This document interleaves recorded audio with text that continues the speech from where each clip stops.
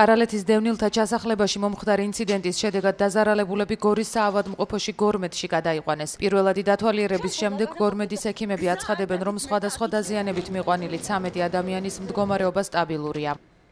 არის ექსკორიაციები, არის უტარდებათ ახლა შესაბამისი გამოკვლევები, რენტგენოლოგიური, ასევე ტრავმატოლოგიის, ნეიროქირურგიის კონსულტაციები, მათ ჯანმრთელობას სიცოცხლეს საფრთხე არ ემუქრება. არიან ქალბატონებიც, მამაკაცებიც, სხვადასხვა ასაკის. საავადმყოფოში მივიდა ქართული ოცნების ლიდერი სოზარ სუბარიც, რომელმაც განაცხადა, რომ ჩხუბის დროს მხოლოდ კოალიციის წევრები დაზარალდნენ. 15 ადამიანს აქვს დაზიანებები სხვადასხვა ხარისხის.